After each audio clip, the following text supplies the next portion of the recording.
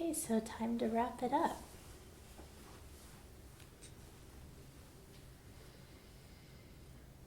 I'll talk tonight about humility, the third core value of the CCE, along with earnestness and compassion. I've learned so much looking into these things this week. For one thing, there's not a lot in my books about that word humility. I was like, It's very easy to find things about earnestness and compassion. So I wondered, well, where do I get that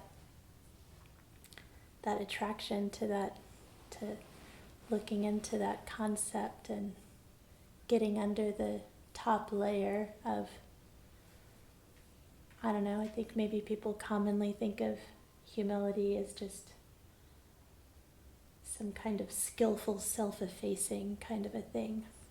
Not so interesting to me. I'm always interested in, yeah, but what else? So, as you can see, I did find some books. The thing is, it's not so much spoken and written about directly, it's more examples, a lot of demonstrations of humility that inspire and interest me. And I really think of these core values that I've been talking about as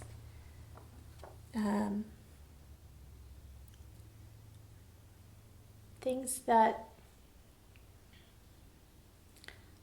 I can never do perfectly, and that's part of why I like them so much. They're always pointing, like, course corrections.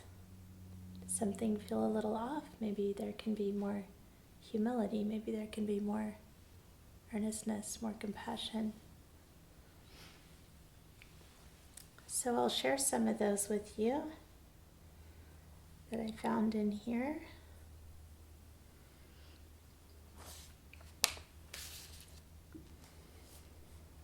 Starting with Dawei.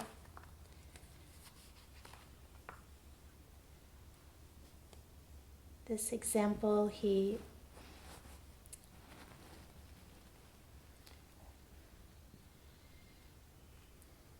when he says gentlemen of affairs or householders, it's basically just, people who are interested in the practice, but they're not monastics.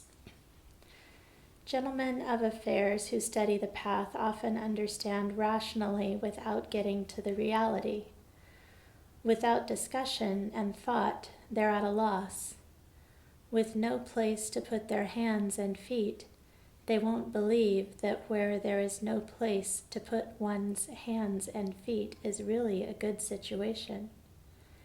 They just want to get in there in their minds by thinking, and in their mouths to understand by talking. They scarcely realize they've already gone wrong. So for me in this passage, he's pointing out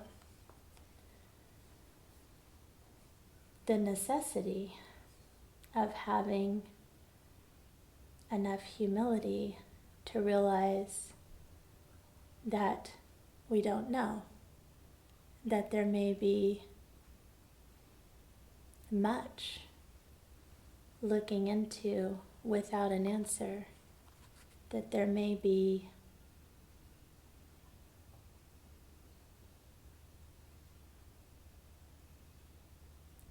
something that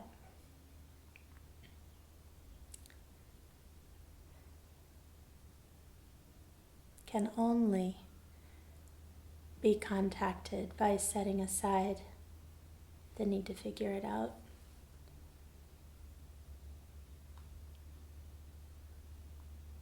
And what does that ask us to set aside, really, except this sense of me, I, how I matter, what I'm good at,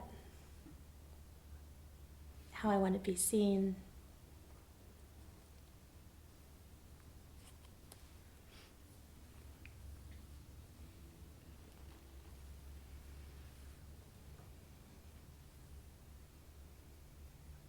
I'm going to read you something else of his in a minute, just for comparison.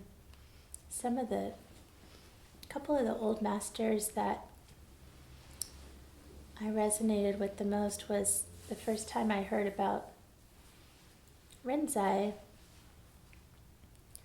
And there's a very famous story about how he was just consumed by self-doubt and inadequacy, and avoided his teacher, and somebody finally encouraged him to go see his teacher, and he felt that it was disastrous. He kept just getting beaten and turned away, and being beaten was acceptable at the time, not so much nowadays. And he took all of that very personally and decided that he was an absolutely lost cause, and went away to another teacher who explained to him the great compassion of his original teacher, who was the very famous Huang Po, but in Rinzai they call him Obaku because they like to change all the names to Japanese. And then basically he understood, the story goes. But that transmutation of this person, Rinzai,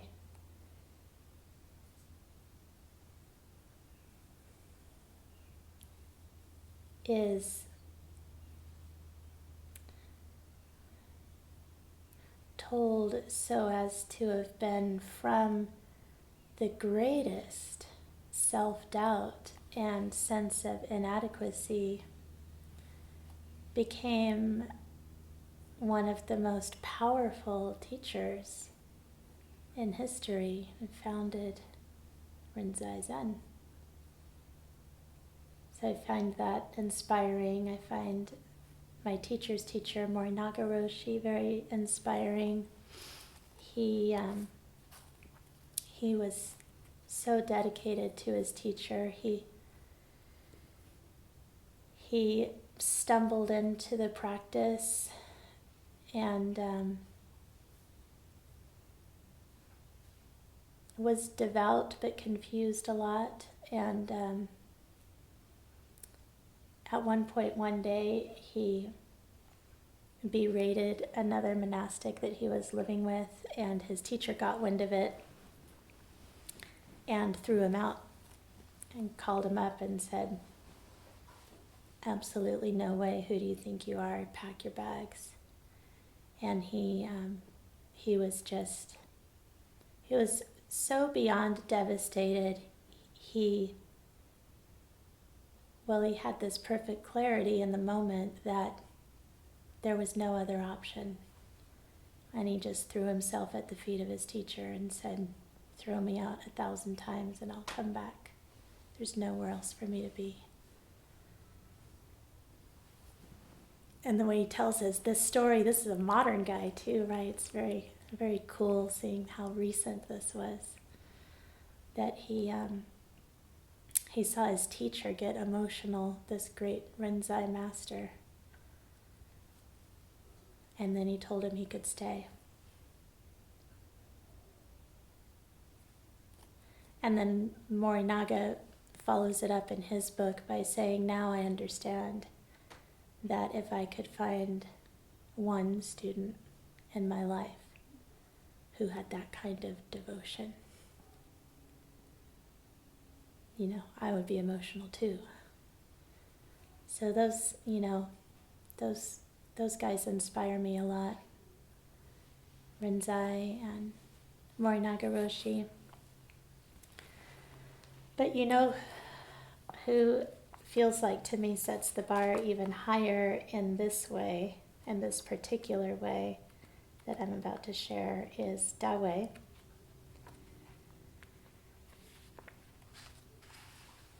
He is somehow able to say very matter-of-factly, "My whole life I've had a great vow that I'd rather suffer the pains of hell with this body on behalf of all sentient beings than portray the Buddha Dharma with this mouth as a human sentiment and blind people's eyes."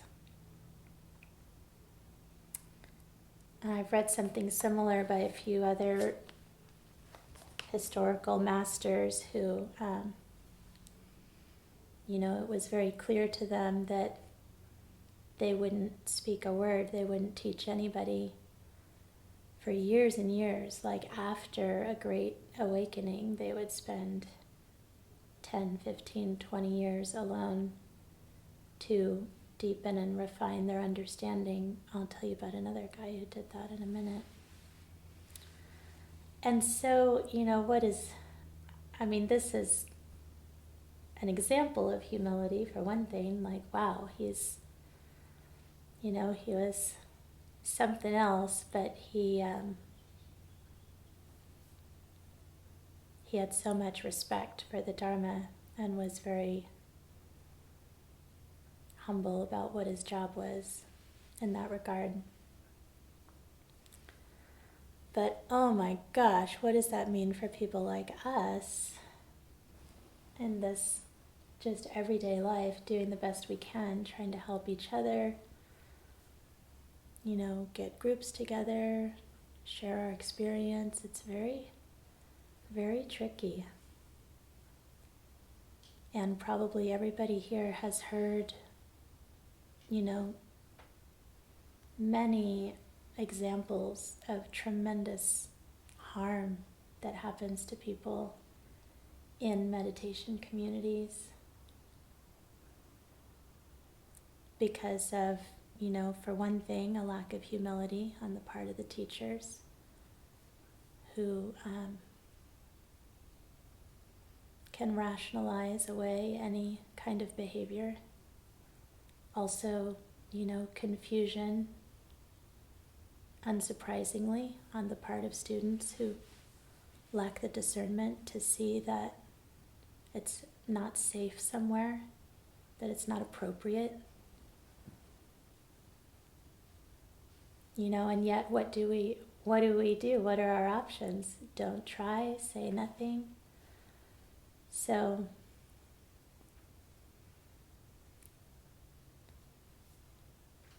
it can be helpful to have some core values to just at least be realigning, paying attention, paying,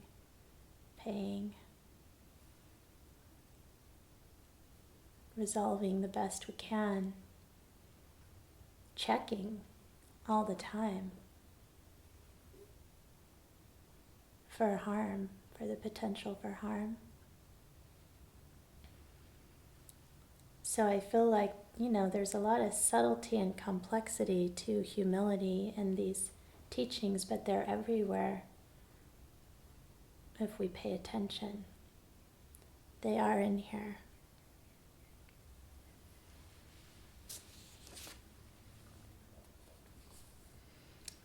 So,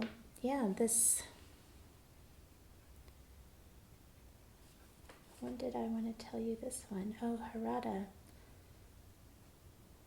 Right. It's difficult, this paradox about, we want to be able to talk about our experience, teach people to a certain point, but also, I think, be clear and explicit about our limitations. So we have to aspire to something and relax.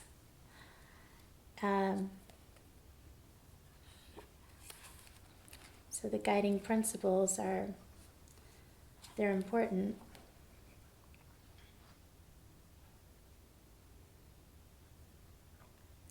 Right. And could it be any other way? Is what this is about from The Essence of Zen by Seke Harada. He says, results unavoidably correspond with causes.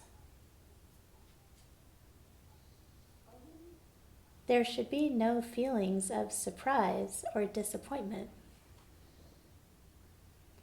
If our efforts result in failure, it's only reasonable to be content with that result. The same applies to successful results. If there is a successful outcome, the requirements for this success were present. So there is nothing to be happy about. I'm so glad to hear you laugh. These guys crack me up. I think this is very funny. It's very wise and very funny at the same time. This, this is so many things that, to me, it's talking about humility as the natural, inevitable state of things when one is clear. So when one sees that things could not be any other way than they are, and it was no separate volition of mine that created this or that, then we can move along. And then there's this thing that people might call humility. But just like everything else, we kind of briefly mentioned the other day things like the divine abodes and the precepts, and we can do well to consider those guidelines. Many people say too, I'm remembering a line from Nisargadatta where he says, well, of course you shouldn't hurt people, isn't that obvious? Of course you need to do the right thing, but once you're serious about this path and paying attention, it's almost like that level of things should go without saying. And then, these subtler levels of humility and the precepts and the paramitas are what we're uncovering when we discard everything that's not that. That's what we find is this thing called humility. But is there anything to admire about the humility per se? It's just a description of a perfectly clear person.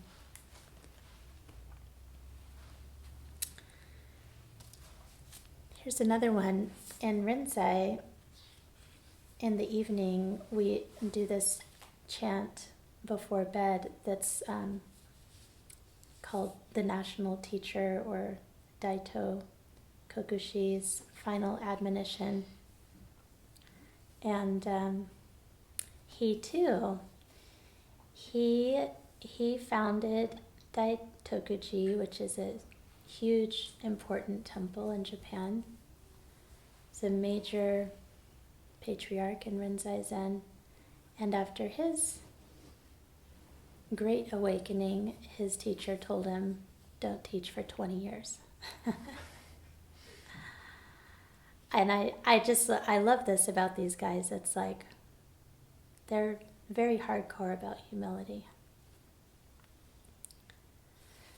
And in this, I'm not going to read the whole thing, but this admonition, this talk that he's giving that we chant at night, is telling the monastics, the meditators, remember you're here for the Dharma, not for whatever you want here, not for being comfortable while you sleep and having good food and having clothes. You're here to face the inconceivable in every waking moment. Be alert. And then he says, I'm going to die, and some of you are going to go on and make temples and sit for 8 hours a day and, practice all the time, skip a lot of meals to show how devout you are. But he said, and still, unless you really keep to this path, you'll be subject to chaos, causation like anyone else. And he says, you will never be allowed to call yourselves my descendants. And then he says, but one of you may live alone in a little thatched hut, eating roots and digging into this matter.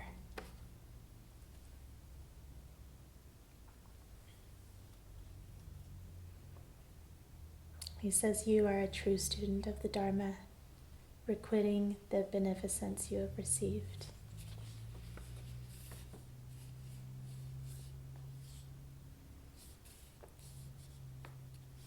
Just examples.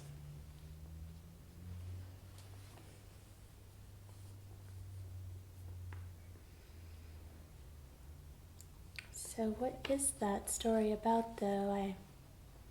I considered bringing it up the last 2 nights, too. And then it popped up again tonight.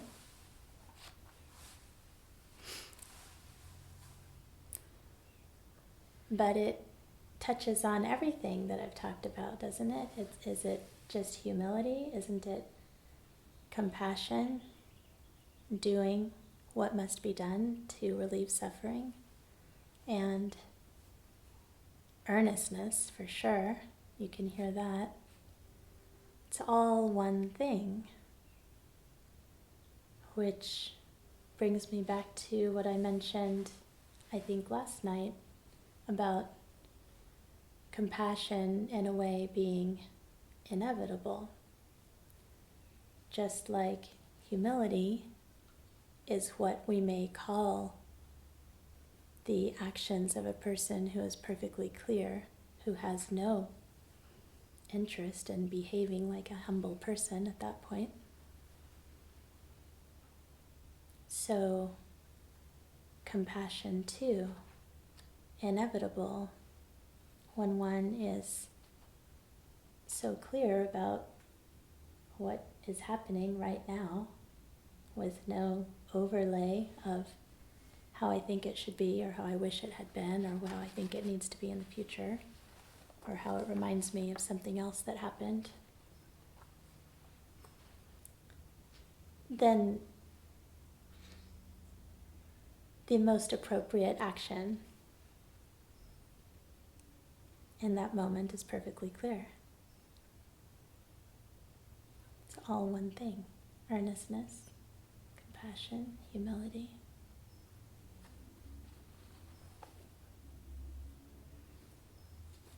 So just fragments, vantage points. Each of us has our own little container here. So we can just see a little bit. But I also have all of you. Every time I talk to one of you, which for some of you is frequently, I can, feel that expansion of your vantage point. Another earnest practitioner talking about these guiding principles, talking about what's really going on right now.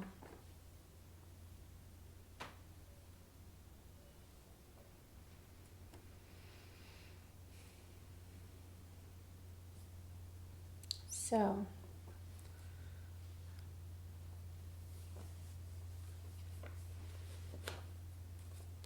I'm going to do some wrap up. I have really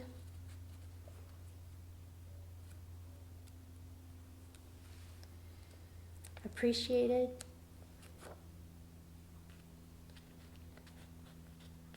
looking into these things, and I have you to thank for that, because I would not have if you weren't here.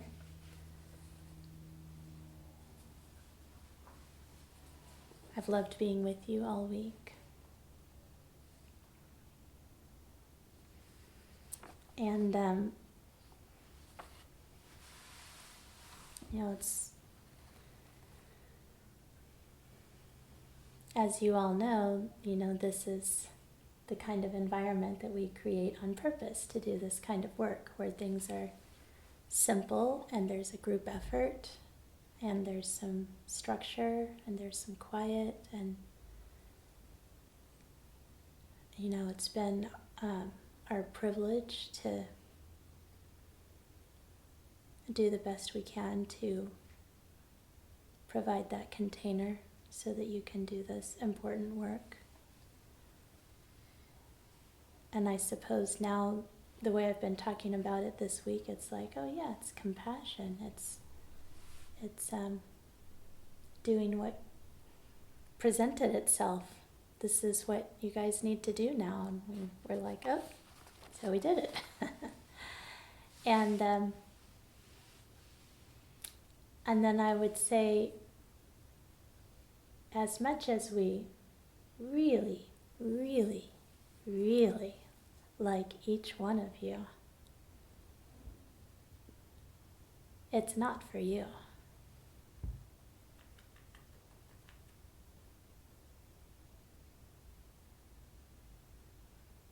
Doing this,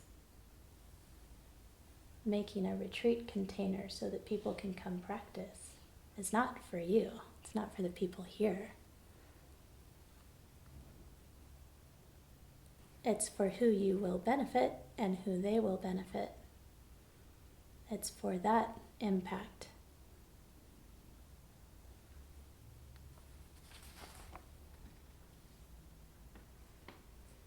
So I shared this with a couple people who came early, and I'll share this with everybody now. I got this kind of on a whim just for this event because I saw it online and was like, I must have this for the retreat, because I can't read this, but I'm trusting that the person who created this is, because they gave me a certificate of authenticity, which means it's authentic, right? And it means once in a lifetime chance. That's what this is like for me. Once in a lifetime chance. It says, treasure every meeting, it will never recur. So not only this one with all of us, but wherever you go this weekend as well. Every meeting will never recur. Every meeting will never recur. I think this value I talked about tonight, this humility, something I just put together preparing to talk about it, was that I guess I've always been drawn to it, but never really looked into why very deeply. But I think it's, there's a sense of safety and trust being around somebody who's deeply humble, because it's authenticity. It's like accuracy of who they are. And, even if the humble person, like my own teacher, comes at me with like a knife to my ribs, it feels like at times, I trust her because she's not confused. So when a person is not confused, then they'll present themselves honestly. And that's also, this is how I think of humility. It's accuracy. whatever we're good at is not personal, and whatever we're not good at is not personal. And if you know that's not personal and you can be at home with that, that's humility. And then other people can be at home with you too. Excuse me, Izzy.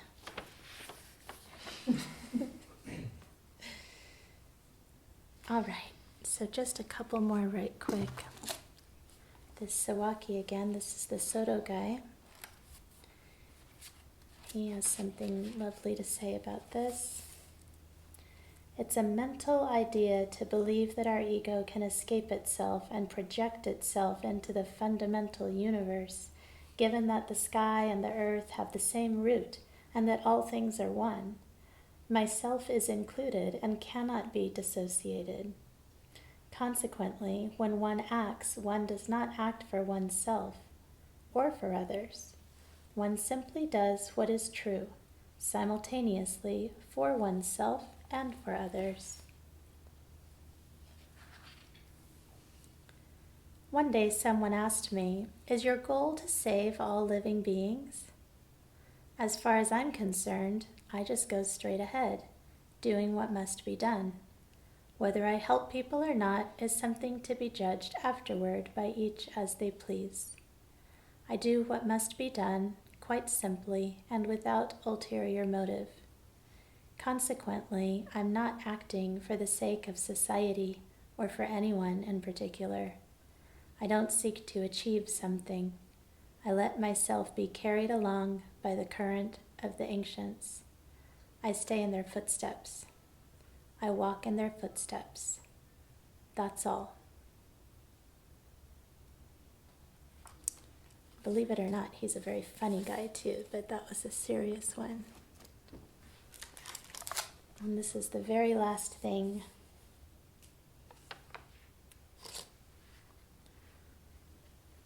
And then we'll be finished.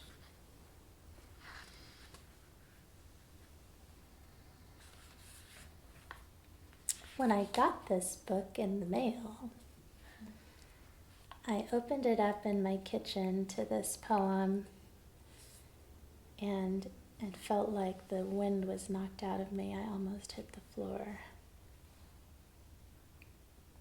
But I'm just going to read the end. You can read the whole thing later if you like.